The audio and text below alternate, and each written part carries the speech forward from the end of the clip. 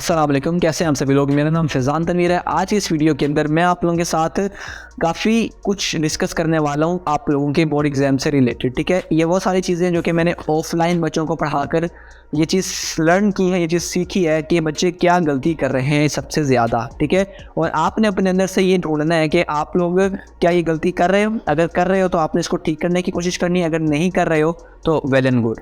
ठीक है, और करनी भी ऐसी गलती नहीं है। ठीक है, वो गलती क्या है मैं आपको पहले बताता हूँ। वो है अपनी मिस्टेक से ना सीखना। ठीक है, आप लोगों को इस टाइम टेस्ट सेशंस हो रहे होंगे, आप अपने टेस्ट ले रहे होगे या किसी जगह पर जाकर टेस्ट दे रहे होगे।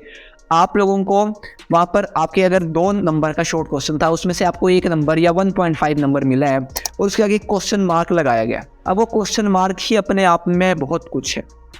अब आपने टू बी ऑनेस्ट अपने आप से ये सवाल करना है कि जब आपके किसी सवाल के आगे क्रॉस लगा होता है या क्वेश्चन मार्क लगा होता है तो क्या आप जाकर टीचर से पूछते हो कि ये क्वेश्चन मार्क क्यों लगा।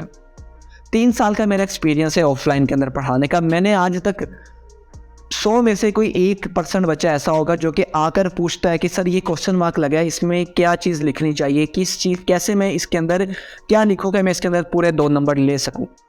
1% मेजोरिटी है जो स्टूडेंट की वो ये काम करती है। बाकी जो 99% है वो कभी भी टीचर के पास नहीं आते हैं अपना वो चीज़ लेकर के सर मेरी यहाँ पर क्या मिस्टेक हुई है।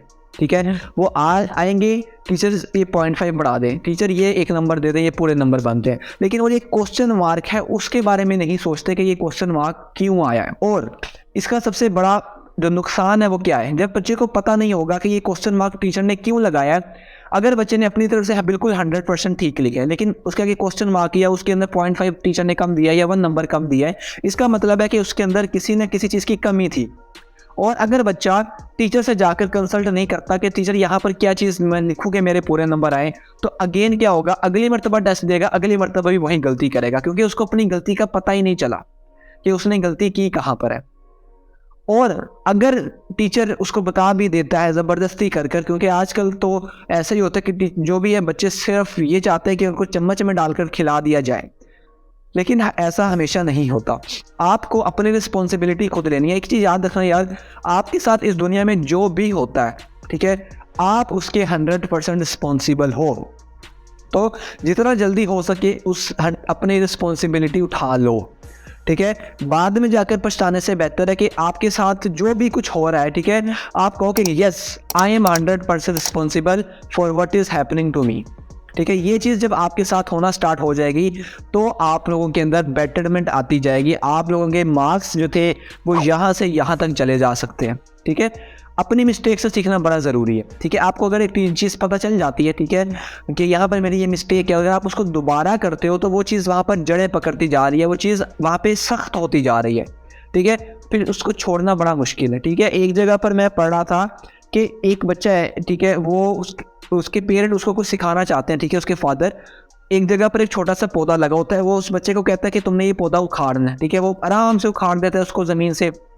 उसके बाद एक थोड़ा मीडियम लेवल का एक पौधा होता है, ठीक है, उसको उखाड़ने को कहता है उसका बाप उस बेटे को, तो वो उसको थोड़ा सा जोर लगाता है और उसको खींच लेता है। ठीक है, वो बाहर निकल आता है। फिर एक दरख्त के पास लेकर जाता है, उस दरख्त को कहता है कि अब तुमने इसको निकालना है।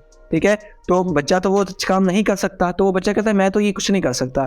तो उसके जो फादर होते हैं वो उसको क्या सिखाते हैं कि बेटा ये तुम्हारी वो हैबिट्स हैं, जितनी ज़्यादा वो जड़ें पकड़ती जाएंगी उतना उनको निकालना मुश्किल हो जाएगा। तो आपने सिर्फ ये जज करना है कि क्या आप ये गलती करते हो। ठीक है, अगर करते हो तो इसमें कोई ऐसी यहाँ पर बात नहीं है जिससे आप लोग थोड़ा सा अशेम्ड हो। ठीक है, सिर्फ आप क्या कर सकते हो, अपने अंदर चेंजिंग ला सकते हो। ठीक है, अपना एफर्मेशन करो कि यार ये गलती मैं दोबारा नहीं करूँगा। अगर फर्स्ट ऑफ ऑल अगर कहीं भी कोई प्रॉब्लम मुझे नज़र आई है कि यार यहाँ पर मेरे नंबर कटे हैं, तो मैं फ़ौरन से टीचर से जाकर उनसे रिस्पेक्टेड वे में उनसे पूछूंगा कि मेरी यहाँ पर क्या गलती है, और जब मेरी गलती मुझे पता चल जाएगी तो मैं इसको दोबारा रिपीट नहीं करूँगा। ये बात आपने एक चीज़ मेरी आज आप लिख कर चले जाओ कि जब जब आपकी गलती निकलती है उस गलती के फ़ौरन बाद आपको उसका जो सॉल्यूशन है, जो उसका हल है, अगर वो मिल जाता है तो वो आपको दोबारा कभी नहीं भूलता। ठीक है।